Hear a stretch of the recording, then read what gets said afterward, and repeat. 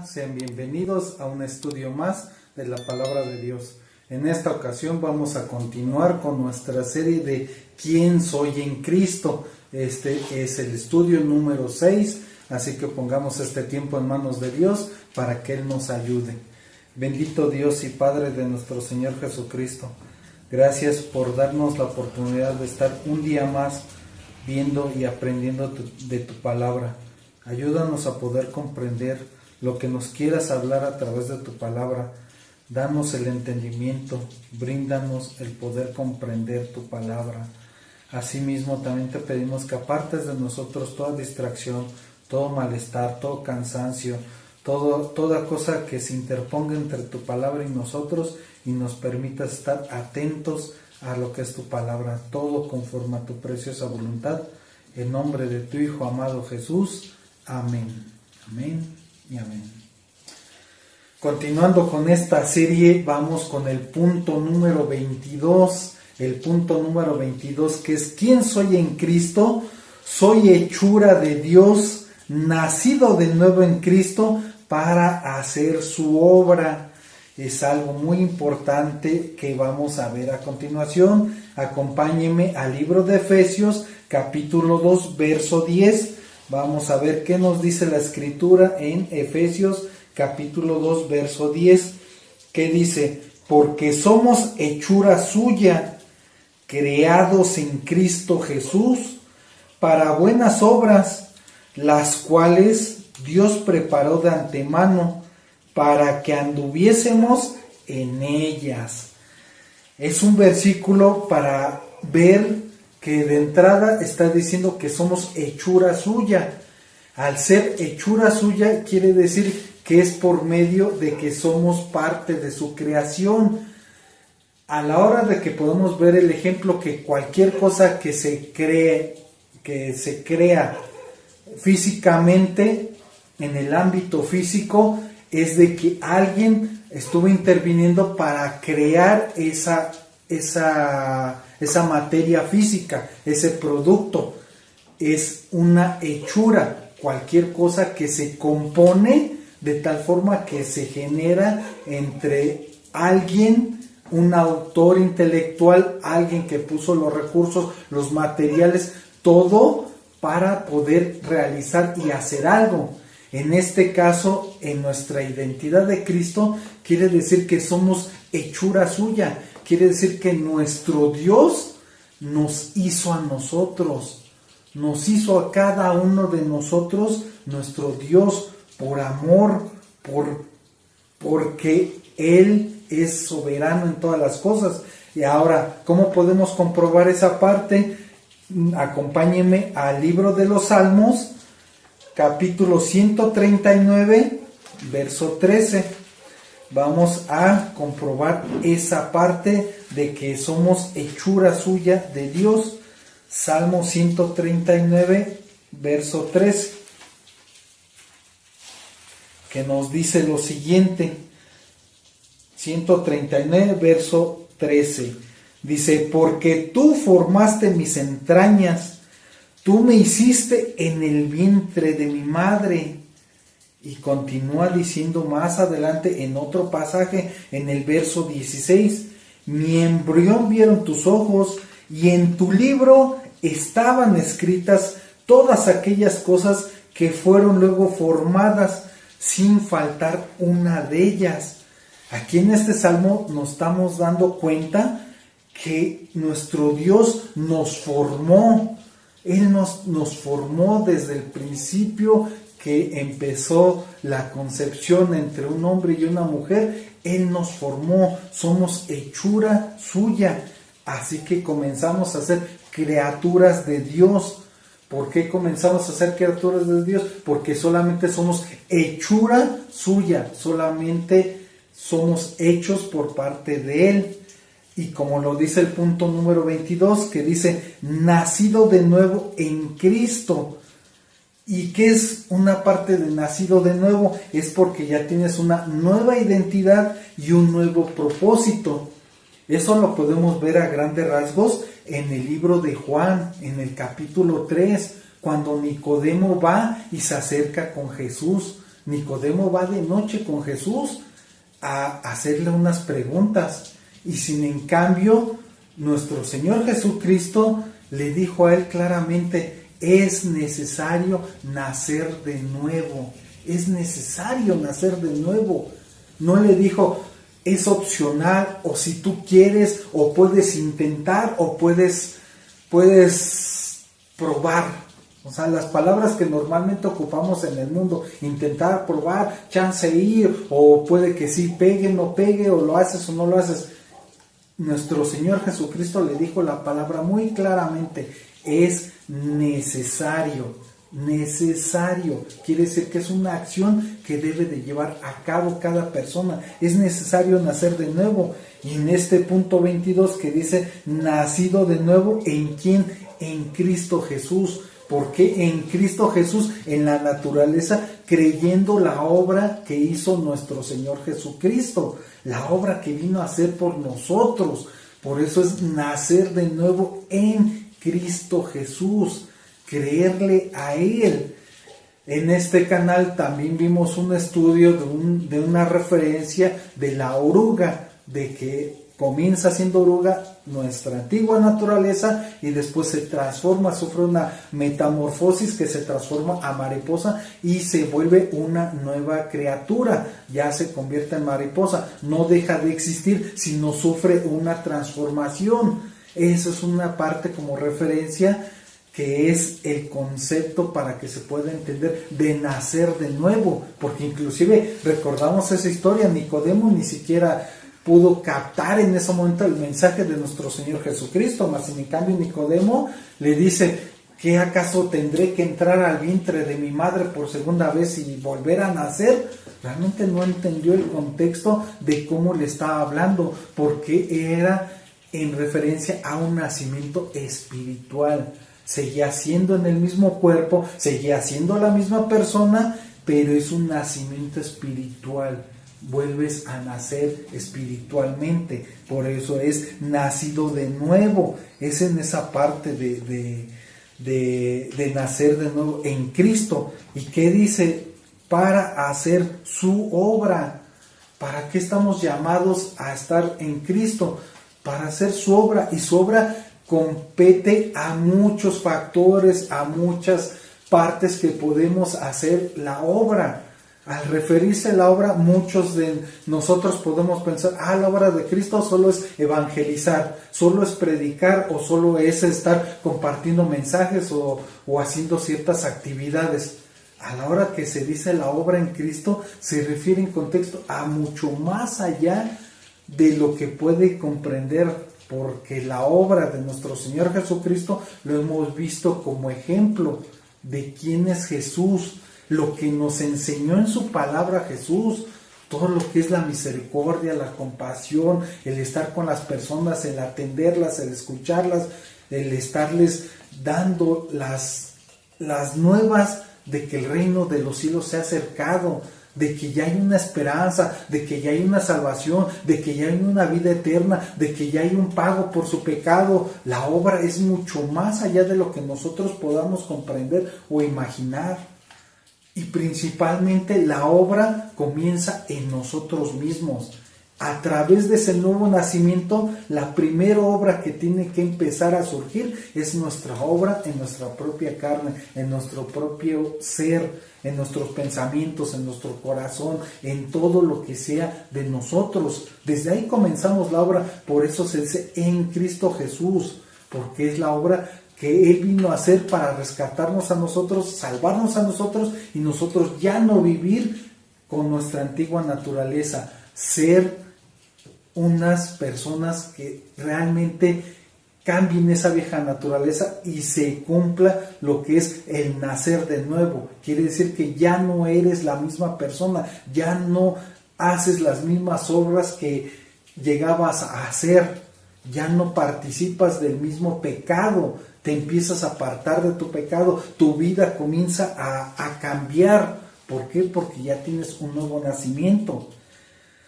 Regresándonos nuevamente al pasaje de Efesios 2:10, vamos a ver algo que puede resultar como un poco inquietante.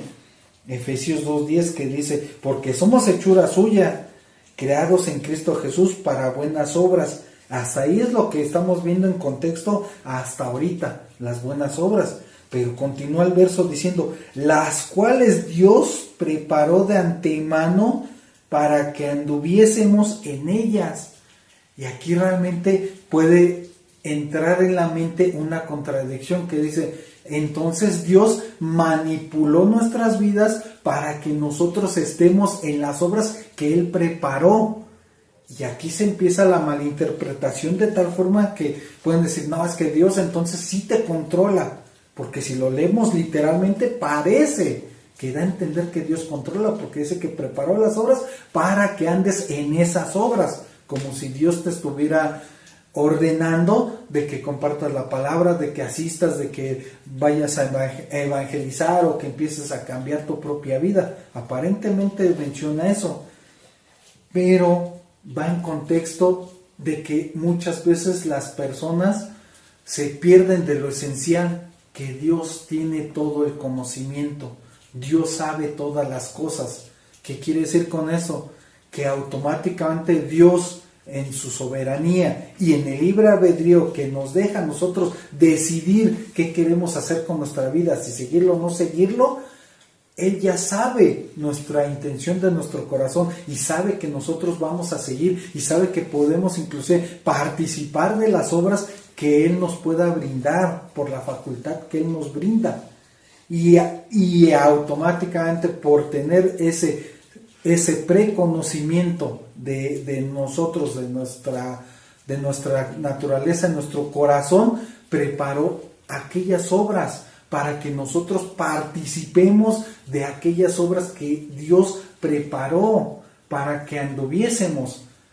Ahora, si lo vemos en ese contexto, al contrario, es para darle gracias a Dios porque Él tiene cuidado de nosotros y prepara las obras para que nosotros andemos en ellas. Nos comienza a capacitar para que nosotros realicemos lo que tengamos que hacer con nuestras vidas, con nuestras acciones, con lo que le llaman los ministerios, lo que participas para con Dios.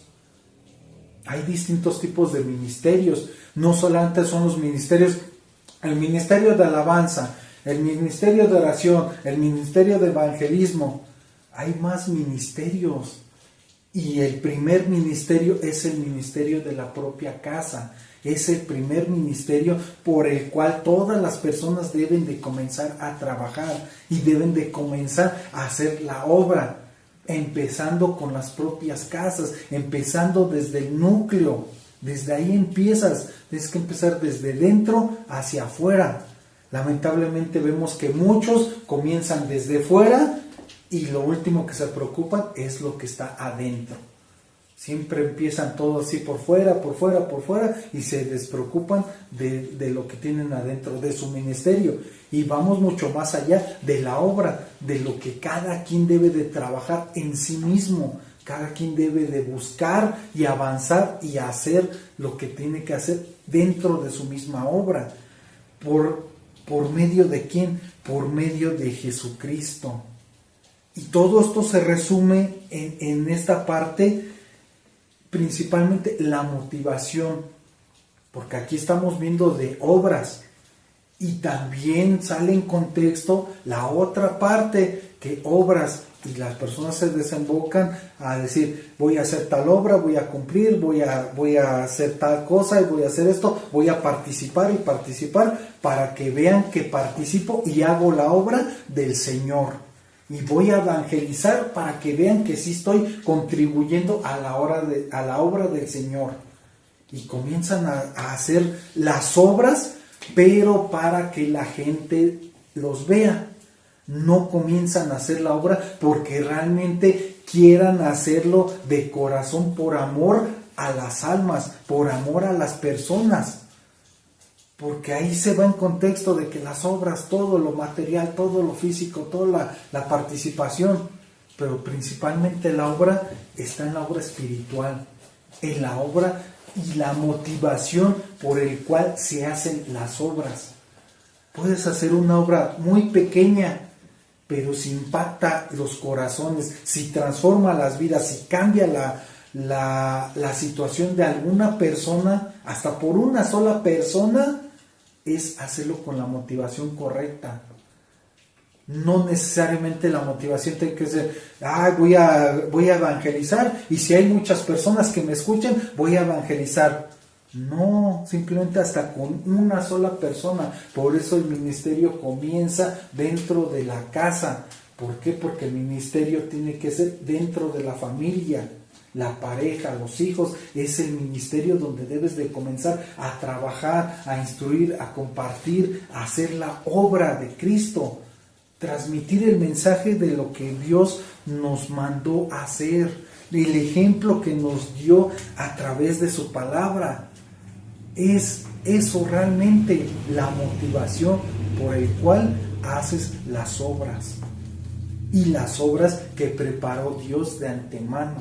Y si Él las preparó, ¿cómo debes de hacer las obras? Si Dios las preparó, debes de hacerlo como para Dios, debes de hacerlo lo mejor posible, debes de hacerlo totalmente bien, debes de hacerlo con amor, con cariño, con una buena actitud, con algo que refleje realmente que lo estás haciendo por una convicción, porque lo quieres hacer, porque te nace del corazón. Por eso es muy importante ver la identidad de Cristo en este punto número 22, que es: ¿quién soy en Cristo? Soy hechura de Dios, nacido de nuevo en Cristo para hacer su obra. Esto es el punto número 22. El punto número 23, ¿qué nos dice? ¿Quién soy en Cristo? Soy santo y justo. Eso es lo que soy en Cristo. Soy santo y justo. ¿Y por qué soy santo y justo? Porque soy en Cristo. Mi identidad ya está en Cristo. Por automáticamente ya soy santo y justo. No por mi propio mérito, sino por mérito de Dios, porque Él fue el que hizo la obra, Él fue el que nos rescató, y Él es el que nos hace santos y justos por medio del precio que pagó en la cruz del Calvario.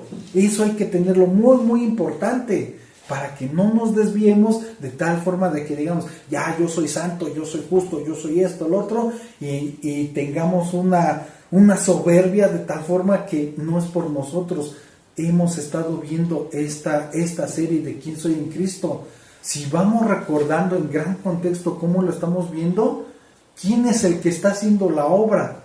La obra principalmente y primeramente, ¿quién lo hizo? Jesucristo. Él hizo la obra primero. Él nos amó a nosotros primero. No esperó a que nosotros lo amáramos. Él nos amó. ¿Y cómo es que nos amó? Porque eso que hizo en la obra de la cruz del Calvario fue hace 2000 años. Fue antes de que nosotros pudiéramos decir, amo a Jesús, amo a Dios. Él ya nos amó, por eso Él ya pagó por nosotros. Él lo hizo antes que nosotros. Él nos amó primero a nosotros. Y por medio de Él es que somos todas estas características de quién somos en Cristo. La clave está en la palabra en. Ahí está. Y en un estudio de estos que vimos, específicamente vimos qué significa la connotación en pertenencia. Ahora que se dice que somos santos y justos, acompáñenme allá adelantito al capítulo 4, estamos en el libro de Efesios, capítulo 4, verso 24. Vamos a ver qué nos dice la escritura en esta parte. Efesios 4, 24, ¿qué dice?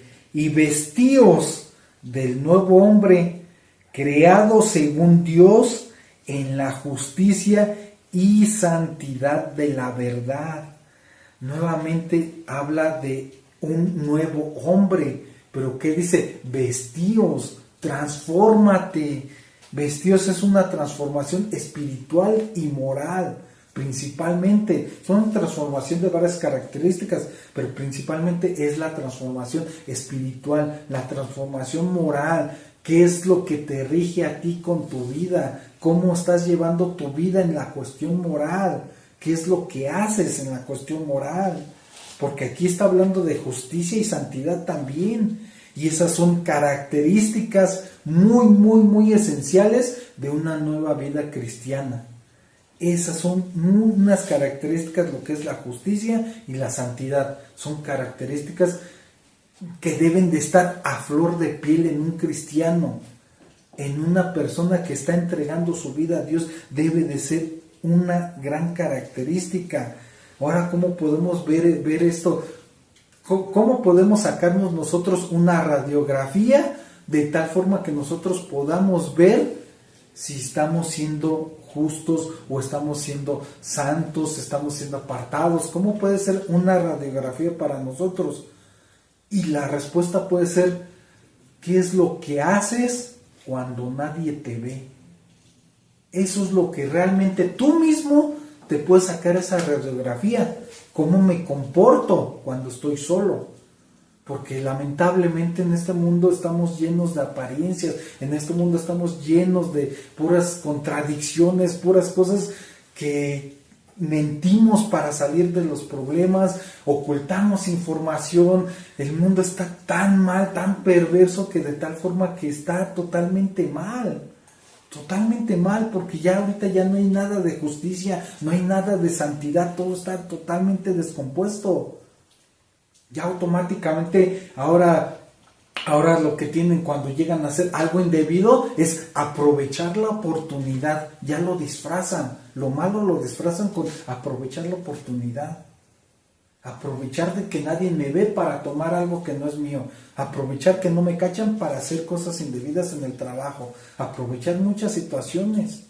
Pero aquí no está diciendo claramente en este verso de Efesios capítulo 4, verso 24, analizándolo detalladamente: vestíos del nuevo hombre. ¿Por qué dice vestíos? Porque tienes que tener una mentalidad de que te debes de vestir. Cuando vas a alguna actividad, que vas a ir a hacer ejercicio, te vistes con el pants, con los tenis, con ropa deportiva para poder hacer ejercicio. Cuando vas a tu trabajo, te vistes con la vestimenta del trabajo. Si tienes que ir con cierta formalidad o con cierto traje, con cierta vestimenta, te vistes acorde a lo que vas a participar. En este caso te está diciendo vestíos del nuevo hombre. Quiere decir que te vistas y tengas en la mente completamente que debes de comportarte como lo que ya está haciendo, una vida cristiana, una vida agradable a los ojos de Dios. Cuando te levantes y te vayas a poner tu vestimenta para cualquier actividad que llegues a realizar, debes de tener en mente: también me voy a vestir espiritualmente en mi vida que estoy llevando cristiana, en mi vida que estoy yendo para hacer la voluntad de Dios, para ser agradable a Dios, para seguir avanzando, para seguir creciendo, para seguir compartiendo, para seguir haciendo la obra. Si vamos viendo todos estos puntos, a pesar de que son puntos aparentemente individuales, tienen la connotación que van ligados uno al otro. Porque en el punto anterior estamos hablando de que debemos de hacer buenas obras, y ahora en este punto, a la hora de practicar la justicia y la santidad, estamos también haciendo las obras agradables a nuestro Señor Jesucristo. Por eso es meditar en la palabra. Por eso dice la misma palabra: medita despacio, lee despacio, trata de comprender cada palabra que se dice para que no caigas en malas interpretaciones. Y la misma Biblia se interpreta a sí misma. Por eso dice vestidos del nuevo hombre, y ya lo hemos visto en otros pasajes. El nuevo hombre: nacer de nuevo, ser nueva criatura, ser adoptado por Dios, ser hijo de Dios, ser transformado, dejar tu antigua naturaleza, etcétera, etcétera. Vamos viendo que tiene referencias de un lado a otro. Por eso dice vestidos del nuevo hombre, creado según Dios. Ya lo vimos en el pasaje: Dios nos creó y nos formó a cada uno de nosotros. ¿Y qué agrega aquí? En la justicia, no en nuestra justicia o lo que nosotros creamos que es justo, es en la justicia de Dios. Y la justicia de Dios es una vara muy, muy alta, que no puedes burlarte de la justicia de Dios. Es una vara tan alta, tan impresionante, una cuestión moral tan estricta, de tal forma que, ¿por qué lo deja tan alta la vara? Para que nosotros como seres humanos que estamos experimentando siempre tratar de buscar otra alternativa o justificar o buscar algo que pueda justificar que no hagamos las cosas. Por eso pone la vara alta, para que como quiera que te justifiques, tengas que practicar la justicia real, la justicia de Dios. ¿Qué es lo justo? ¿Qué es lo justo ante los ojos de Dios? Ahora, puedes pensar, ¿y cómo puedo definir la justicia si no sé leer, no sé ver las escrituras, no sé muchas cosas, no practico la comunión con Dios, no sé muchas cosas? Puede ser como una clave pensar qué es lo que haría Jesús en esos momentos, cómo actuaría Jesús en esa parte, cómo accionaría Jesús en esos momentos. El ejemplo muy claro de algo tan contundente como Jesús actuó con la mujer que la llevaron ante sus pies, la mujer que aparentemente ellos la cacharon en pleno adulterio. Y puedo decir inclusive aparentemente, ¿por qué? Porque vemos en las escrituras que todos ellos siempre buscaban hacer caer a nuestro Señor Jesucristo, siempre buscaban una que otra forma para hacerlo caer en un error. Inclusive hasta esa mujer puede ser que sí la cacharon en ese momento, o a lo mejor era en otro y dijeron, no, pues hace la semana pasada estabas adulterando, pues ahora te llevo ante Jesús para que Él te apedree y te condene, porque la ley dice que debes de ser apedreada. Ellos a la ley a rajatabla según ellos. ¿Y qué pasó? ¿Cómo actuó nuestro Señor Jesucristo? Cuando la acusaron y la acusaban, ¿y qué dices tú, maestro? ¿Qué dices? Porque Moisés nos mandó apedrearla. Y nuestro Señor Jesucristo, ¿qué dice? Cualquiera que esté libre de pecado, arroje la primera piedra. Hasta el Señor Jesucristo les dio el chance, les dio la oportunidad. Órale, ok, condénenla, júzguenla, avienten la primera piedra. Y vemos la historia que pasó por medio de su conciencia y su acusación que tuvieron internamente, se fueron apartando. Ya cuando no había nadie, y nuestro Señor Jesucristo le menciona, ¿dónde están los que te acusaban? ¿Ninguno te condenó? ¿Qué le dice? Ninguno, Señor. Y sin en cambio, ¿el qué le dijo? ¿Cómo actuó en ese momento? Aquel que era el único con la autoridad y el poder de juzgarla en ese momento, ¿qué respuesta le dijo? Ni yo te condeno. Vean la misericordia y la gracia de nuestro Señor Jesucristo. Ni yo te condeno. El que podía condenarla no la condenó. ¿Y qué pasa? No le dice, no te condeno, ya sigue tu vida como si nada. Le da la instrucción. No te condeno, ve y no peques más. No sigas practicando lo que estás haciendo. Volvemos al contexto. La nueva naturaleza, el nuevo hombre, el nuevo nacimiento. Ya no hagas lo mismo, ya deja de hacer lo mismo. Dios tiene misericordia, tiene compasión.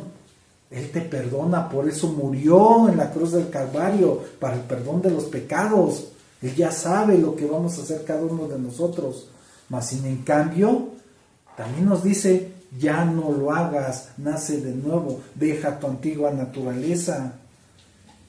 Por eso es tan importante ver lo que nos dicen las Escrituras. Y por eso dice aquí claramente, en la justicia. ¿Y qué dice? ¿Y la santidad de qué? De la verdad. ¿Y quién es la verdad absoluta? Jesucristo. Porque Él mismo lo dijo, yo soy el camino, la verdad y la vida. Y Él es la verdad. Y como verdad absoluta es una verdad santa. ¿Qué quiere decir? ¿Cómo debemos de actuar nosotros en nuestro caminar diario? Con la verdad. Con la verdad. Aunque la verdad de repente implique que te puedas meter aparentemente en problemas. Pero siempre hablar con la verdad. Siempre hablar lo que es. Muchas veces puede parecer en nuestra mente humana o como estamos acostumbrados, no, pues vamos a ocultar lo que pasó, vamos a ocultar la verdad para salir del problema. A veces puede ser que sí te salgas con la tuya, Pero muchas veces el ocultar la verdad conlleva a más problemas, conlleva a más situaciones. ¿Por qué? Por no decir la verdad. ¿Qué quiere decir? Si no dices la verdad, ¿qué pasa? Estás diciendo mentira. ¿Y de quién es la mentira? Del enemigo. El enemigo es el dueño de la mentira. El enemigo utiliza la mentira para destruirnos, para despedazarnos, para hacernos entrar en guerra, en conflicto. ¿Y qué pasa? Cuando la verdad sale a la luz, se ponen las cosas en su lugar, se pone cada quien como debe de estar. E inclusive hay veces que se pueden resolver los problemas o de repente sale la verdad a la luz cuando ya todo se perdió, todo se acabó y ya sale a la luz todas las cosas. Y lamentablemente hemos visto que muchas de las veces a través de pruebas y sufrimientos, y hay testimonios que llegan a confesar la verdad, ya hasta que están partiendo, ya hasta que están muriendo, ya hasta que sufrieron un accidente o algo así, confiesan las verdades. Pero ya se esperan hasta que ya prácticamente casi se están despidiendo de este mundo. ¿Y qué pasa? El daño se queda con la persona que se quede en este mundo, porque la persona ya lo confiesa y se va y aparentemente confesó sus pecados, confesó su falta, pero la carga se queda con la persona que se queda en esta tierra. Y muchas veces puede decir, si tiene un corazón que sea humilde, muchas veces él hubiera dicho, me lo hubieras dicho antes, o hasta inclusive hubiera dejado pasar por alto esa ofensa. ¿Por qué? Porque es hablar con la verdad. Y es en la verdad, por eso aquí está diciendo claramente justicia y santidad de la verdad. Son dos cosas muy, muy impactantes que a la verdad debemos de tratar de ponerlos en práctica. Yo sé que es muy difícil ponerlos en práctica porque estamos en este cuerpo contaminado, estamos en este mundo de pecado donde gobierna el príncipe de la potestad del aire, que es nuestro enemigo. Él está todo el tiempo buscando cómo hacernos entrar en guerra. Él busca todo el tiempo destruir todo. Principalmente ahorita su objetivo que estamos viendo en estos últimos tiempos es la familia, la destrucción de la familia y estar más infiltrado en las iglesias por medio de los charlatanes, por medio de las falsas doctrinas, falsas enseñanzas, con un repaso de la Biblia, un versículo sacado de contexto para decir puras tonterías que van en contra de todo lo que es Dios para destruir a las personas. Y lo más triste es que las personas creen todo lo que pasa, todo lo que se les dice. Vimos también un estudio en este canal de una serie y vimos 3 partes de estudio de lo que se llamó la guerra espiritual. El estudio número 3, precisamente hablamos de la infiltración del enemigo en las iglesias. ¿Y por qué se está infiltrando en las iglesias? Porque las personas ya no quieren ver esta parte, ya no quieren ver la justicia, la santidad, el vestirse del nuevo hombre. Vestirse del nuevo hombre también implica que busques la comunión con Dios, que busques estar con Dios, para que sepas lo que Dios te dice, para que no caigas en cualquier persona que te dice algo de la palabra de Dios y le creas todo lo que dice. Como consejo, todo lo que se dice hay que comprobarlo con las escrituras, hay que comprobarlo con lo que dice las escrituras. Ahora el otro, a lo mejor me estoy desviando un poquito de tema, pero es tan alarmante cómo está yendo el mundo tan perverso, pero simplemente como consejo, ahorita prácticamente este estudio ha sido como de consejos, ya he dado 2 consejos, la motivación con que haces las cosas, qué haces cuando nadie te ve, este otro consejo, realmente cualquier persona, cualquier pastor, cualquier aparentemente líder, maestro, lo que quieras, que te diga algo de que, no, esto es de Dios y esto es lo otro, o se tiene que practicar esto, o tienes que hacer esto, o tales ritos, o tienes que moverte de tal forma. Simplemente hay que preguntarnos, ¿en la Biblia está escrito ese tipo de acciones? ¿Está escrito que se debe de hacer así? ¿O se lo inventaron? Es que hay que gritar para que Dios nos escuche. o hay que arrebatarle al diablo lo que nos quitó, porque somos sus hijos y el diablo nos tiene que devolver lo que nos quitó. ¿Dónde dice que tienes que ordenarle al diablo? Porque así hay muchos lados que dicen que le ordenan al diablo que le regrese lo que le robó y que se les multiplique. ¿Dónde dice que tú puedes estar haciendo ese tipo de cosas? Porque se desvía totalmente de la autoridad que sí tienes.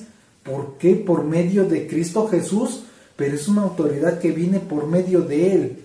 Y en la Escritura jamás dice que le estás ordenando esas partes. Jamás dice, y tal apóstol se enfrentó contra el enemigo y le dijo esto y esto y esto. O tal profeta le dijo esto y esto, aquello, y empezó a pasar esto, y empezaron a calambrarse y empezaron a hacer tantas cosas. Créanme que ese tipo de detalles hubieran estado escritos aquí en la palabra de Dios. Todas esas cosas que salen de contexto deberían de haber escrito, porque son distintos autores, no solamente un autor lo escribió, son distintos autores y alguno de ellos hubiera escrito eso. Hicieron tal movimiento, hicieron tal cosa o algo así, y pasó esto y lo hubiera descrito, para no caer en esa falsa interpretación. Me desvié un poco del tema, pero realmente ¿qué es? Eso no entra dentro de la verdad. Y todo debe ser filtrado con la Biblia, todo debe de estar filtrado. Me dices que haga esto, o me dices que practique esto, o me dices que haga esto.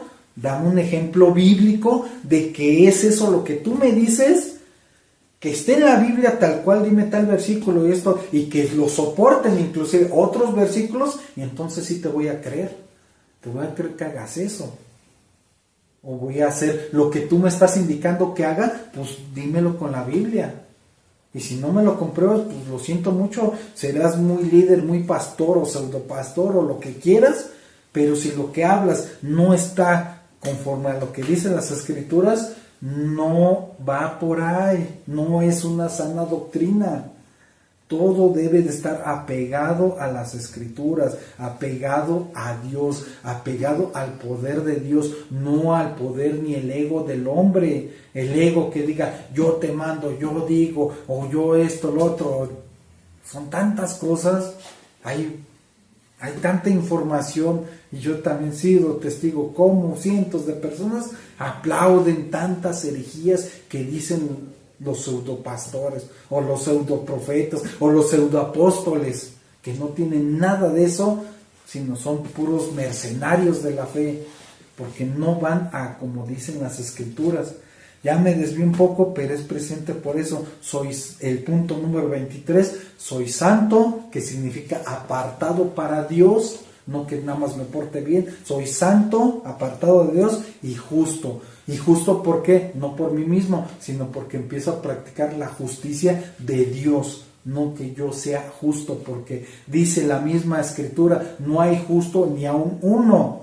Todos tenemos nuestra parte, pero a final de cuentas es la justicia por medio de Dios. Pasamos al punto número 24. ¿Quién soy en Cristo? Soy ciudadano del cielo. Vean una cosa tan impresionante. Aparentemente podemos decir, no, pues estamos aquí en la tierra, ¿cómo vamos a ser ciudadanos del cielo? Vamos a ser ciudadanos del cielo hasta que ya partamos de este mundo y ya somos ciudadanos del cielo, pero no, la Escritura nos dice otra cosa. Vamos a ver lo que nos dice la Escritura. Ahí mismo, en este mismo libro de Efesios, regresamos al capítulo 2, verso 6. Vamos a leer esta parte, Efesios capítulo 2, verso 6. Y juntamente con Él nos resucitó y asimismo nos hizo sentar en los lugares celestiales. ¿Con quién? Con Cristo Jesús. Y vean la connotación que dice, y asimismo nos hizo sentar. No dice nos va a hacer sentar, sino ya está diciendo en tiempo, nos hizo, que ya está hecho, nos hizo. Ahora vamos a ver otro pasaje que está en Filipenses, capítulo 3, verso 20. es el siguiente libro, Filipenses capítulo 3, verso 20, que nos dice: mas nuestra ciudadanía está en los cielos, de donde también esperamos al Salvador, al Señor Jesucristo.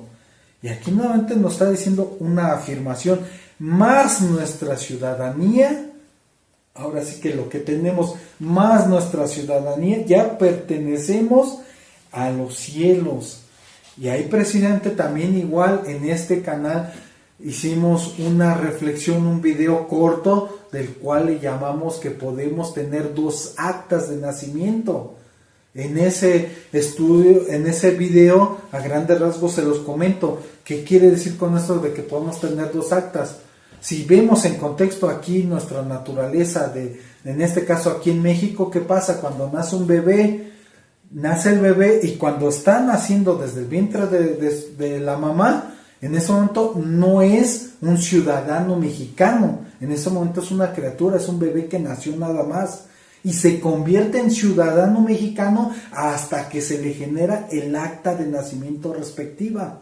Hasta ese momento ya es un ciudadano en este caso de México. Cada país tiene su propio sistema para registrarse, pero en México se registran los bebés de cuando nacen, inclusive en los mismos hospitales hay algunos que ya están los registros civiles para registrar a los bebés y ya te conviertes en un ciudadano de México en este caso.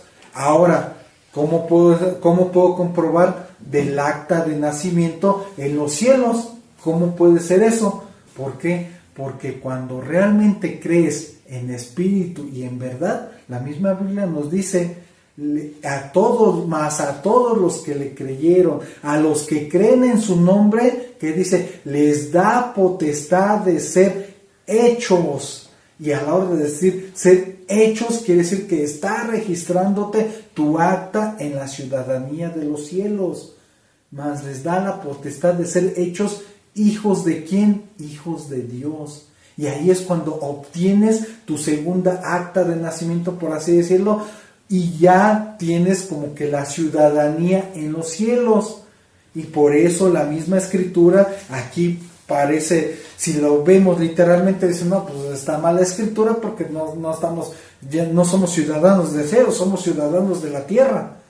Y si vamos más en contexto de las palabras del vocabulario, se está hablando en tiempo presente.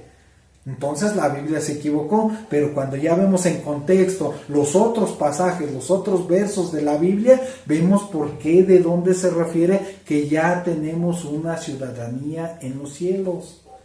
Es por eso tan importante ver las escrituras, ver lo que nos dice la escritura. Volvemos a leer el pasaje de Efesios 2:6, y juntamente con él nos resucitó.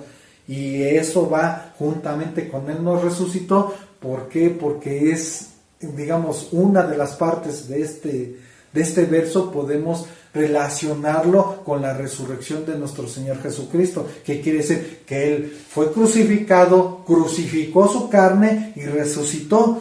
Técnicamente es nuestro nuevo nacimiento, nuestra nueva naturaleza, dejar al viejo hombre, crucificar la carne y nacer de nuevo y ser nuevas criaturas. Por eso está aquí haciendo una de las referencias que Él nos resucitó, que dice, y asimismo nos hizo sentar en los lugares celestiales. ¿Qué quiere decir? Porque aquí nuevamente dice, asimismo nos hizo sentar. Quiere decir que ya cuando nacemos de nuevo, en ese momento, vuelve la referencia, en ese momento somos registrados, estamos nuestra acta en la ciudadanía de los cielos, nacemos de nuevo y nos hace sentar en los lugares celestiales. ¿Ven cómo se va amarrando cada verso y cada parte de la Biblia? ¿Cómo es que debemos de empezar a ver las escrituras y meditarlas? Por eso nos dice esa parte, en los lugares celestiales, ¿con quién? Con Cristo Jesús. Y el otro verso que lo vimos en Filipenses 3:20, pues vamos a leerlo. Mas nuestra ciudadanía está en donde, y vean otra vez la palabra, está, tiempo presente. Nuestra ciudadanía está en los cielos, donde también esperamos al Salvador, al Señor Jesucristo. Veamos cómo están las Escrituras, tan armonía impresionante, de tal forma que estamos viendo que aparentemente pueden decir otra cosa, pero ya viéndolo tal cual como dice la Escritura, y viendo inclusive los tiempos presente, pasado, futuro, en qué momento y a quién va dirigido, estamos viendo y aterrizando totalmente bien como dicen las Escrituras, y podemos meditar mucho más en esos pasajes. Pero estamos en esta serie de quién soy en Cristo en específico. Me he desviado un poquito, pero en esencia es quién somos en Cristo. Pasamos al punto número 25. ¿Quién soy en Cristo? Soy peregrino en este mundo en el cual vivo temporalmente. ¿Quién soy en Cristo? Soy un peregrino en este mundo, el cual vivo temporalmente, por un tiempo. Y eso lo vemos, acompáñenme a la primera carta de Pedro, capítulo 2, verso 11. Vamos a ver qué nos dice. Primer carta de Pedro, capítulo 2, verso 11. ¿Qué dice? Amados, yo os ruego como a extranjeros y peregrinos, que os abstengáis de los deseos carnales que batallan contra el alma. Vean cómo está diciendo, amados, se está dirigiendo a sus hermanos en la fe. Amados, yo os ruego, aquí le está rogando a las personas, que dice como a extranjeros y peregrinos. Aquí le está dando en contexto, en la connotación de que realmente les caiga el 20, que no viven en este mundo, que ya están siendo ciudadanos de otro mundo, en este caso de los cielos. En este caso ya pasan a ser parte de otro plano, de un plano espiritual. Por eso dice claramente a extranjeros y peregrinos. La misma palabra, ¿qué quiere decir extranjero? Quiere decir que no perteneces a ese lugar. Peregrino quiere decir que vas de paso, que no es tu estadía donde vas, sino simplemente estás haciendo ciertas paradas para llegar a un destino. Por eso es la connotación extranjero y peregrino. ¿Y qué dice? Que os abstengáis de los deseos carnales. ¿Y cuál es abstenerse? Dejar de consumir lo que te hace el deseo carnal, en este caso dejar de consumir el pecado, dejar de practicar el pecado. Por eso dice que te abstengas, que cambies tu forma, que cambies tu vida, que cambies tu mentalidad, que cambies tus deseos, que cambies todo tu perfil de lo que hacías antes para que comiences un perfil en una vida con Cristo. Por eso aquí está diciendo claramente que abstengáis de los deseos. ¿Y qué dice? Que batallan contra el alma. ¿Y qué es el alma? El alma son nuestros sentimientos. El alma es el asiento de las emociones que tenemos nosotros, de lo que sentimos. ¿Y por qué batalla? ¿Por qué? Porque es lo que nuestra carne desea. Nosotros queremos hacer el bien, pero nuestra carne es débil y quiere ir a hacer lo que no conviene. Y muchas veces quiere más hacer lo que va en contra de la voluntad de Dios. Muchas veces sabemos muchas cosas que nos hacen daño, pero ahí seguimos, porque la carne quiere estar en comunión con los deseos carnales, con los pecados y con todo. Por eso dice, abstente de eso. Y por eso dice, les ruego que tengan otra mentalidad, les ruego que hagan eso. Hay una película muy interesante que se llama El progreso del peregrino. Esa película es muy buena porque realmente te va llevando a entender cómo va el caminar de un peregrino, todo lo que tiene que pasar para llegar a la meta. Ya hemos visto que esta vida cristiana es como una carrera de larga distancia, del cual debemos de ir avanzando para llegar a la meta, para llegar a donde Cristo quiere que estemos, para estar junto con Él, ser semejantes a Él, practicar lo que Él nos dijo, las enseñanzas que Él nos dio. Por eso es que debemos de estar en mente quién soy en Cristo. Soy alguien que soy un extranjero y que estoy temporalmente aquí.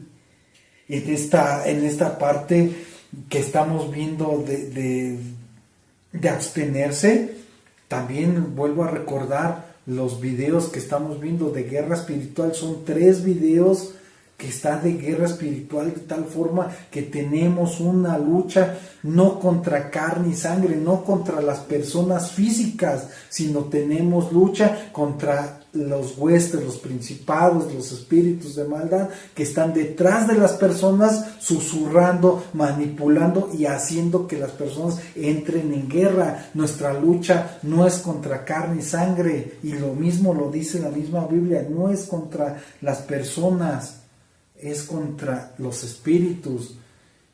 Ahora, en contexto, ¿por qué dice que en este mundo, el cual vivo temporalmente, este mundo tenemos que tener en mente que es temporal, que estamos de paso? Por eso dice, les ruego que crean que es temporal.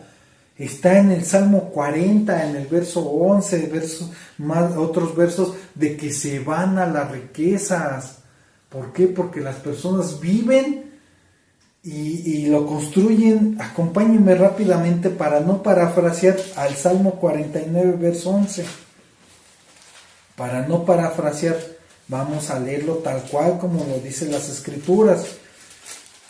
Porque debemos de ver todo lo que se dice, comprobarlo con las Escrituras, porque aquí pueden haber ciertas personas que dicen, no, es que la meta de la vida es que seas alguien, que construyas una casa, que tengas tus posesiones, que seas alguien en la vida, que no estés en baja condición. Se preocupan tanto por lo material, tanto por lo que hay en la vida, que no se dan cuenta que es temporal esta vida. A lo mucho, ¿cuánto ya viven las personas? 80 años en esta época, ya no viven más. 80 años es una cuestión temporal. Salmo 49, verso 11, que dice, su íntimo pensamiento es que sus casas serán eternas y sus habitaciones para generación y generación. Dan sus nombres a sus tierras. Vamos a brincarnos al verso 16. No temas cuando se enriquece alguno, cuando aumenta la gloria de su casa. Vean este verso 17. Porque cuando muera no llevará nada, ni descenderá tras él su gloria. Vean en connotación, ¿quién soy en Cristo? Soy alguien que vive temporalmente aquí. Y a la hora que nos caiga el 20 de eso, y estos versículos que están reforzando eso, vamos a darnos cuenta que de nada sirve crear una mansión, una gran casa y todo, si no estamos viviendo la vida en paz, viviendo la vida con Dios, viviendo las cosas que le agradan a Dios. Porque aquí claramente nos está diciendo, porque cuando muera, no se llevará nada. Ni su carro, ni su casa, ni su carro, ni sus viajes, ni las joyas, las riquezas, la cuenta de banco, no se va a llevar nada. Ni va a descender de que cuando pasa el siguiente mundo, pues hay que echarle las riquezas para que en el otro mundo pueda tener sus recursos y su dinero y pueda seguir viviendo la vida de rico que llevaba.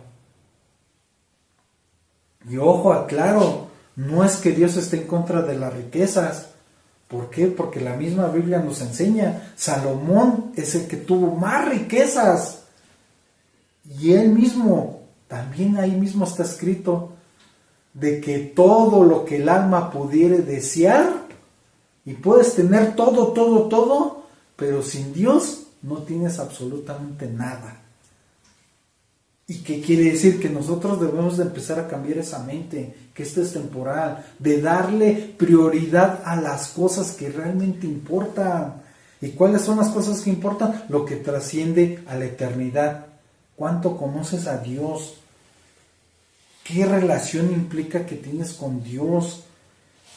Es buscar crecer con Dios, es buscar realmente lo que verdaderamente importa, para que vivas lo de los frutos del Espíritu Santo, para que lo vivas en carne propia, todos los frutos, la paz, la paciencia, la bondad, la fe, mansedumbre, templanza, todos esos frutos, que vivas en paz y armonía, que confíes en Dios, que confíes que Él tiene el control de todo, que tú ya estás en la ciudadanía de los cielos, que ya eres de otro mundo, vives aquí pero ya perteneces a otro mundo, ya tu concepto debe estar cambiado.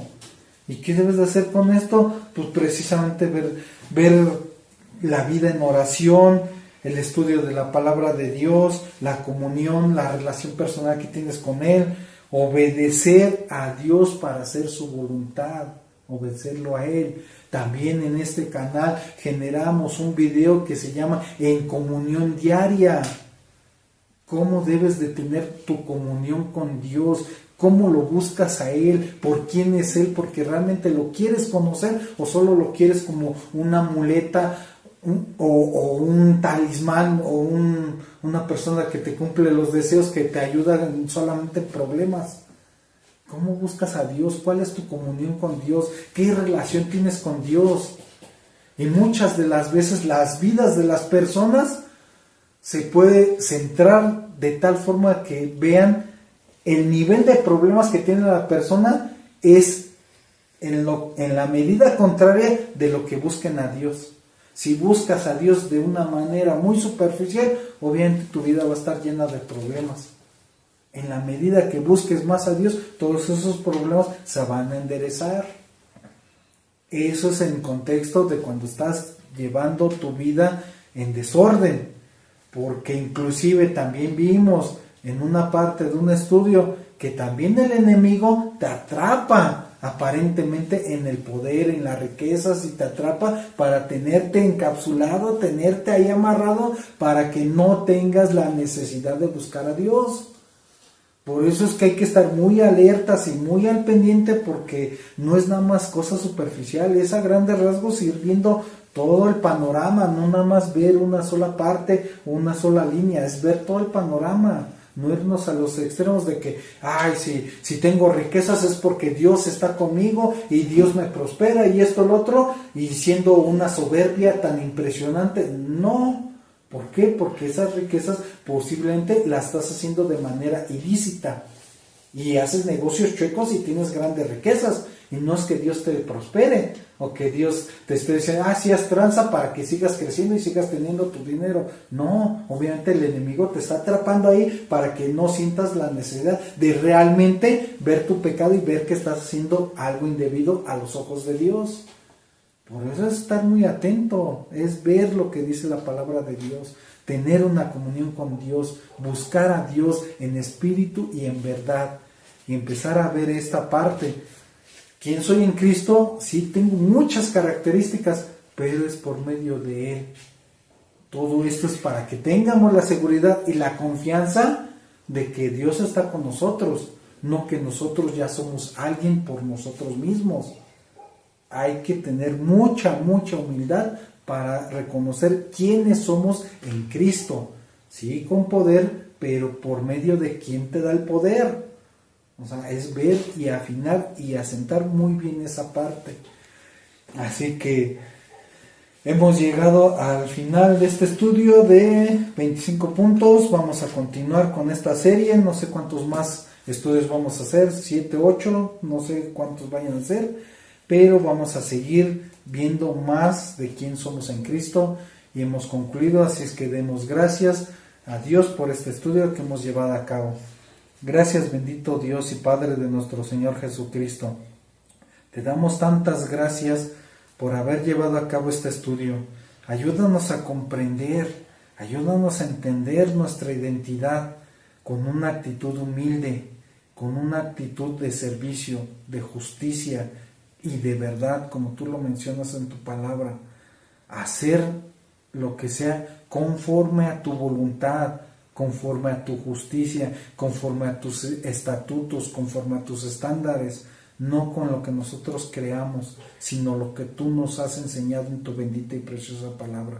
Ayúdanos a comprender, guardar esto en nuestro corazón y sobre todo darnos el privilegio y la dicha de poderlo poner en práctica, de poderlo asimilar y poderlo creer y compartirlo con aquellas personas que lo lleguen a necesitar.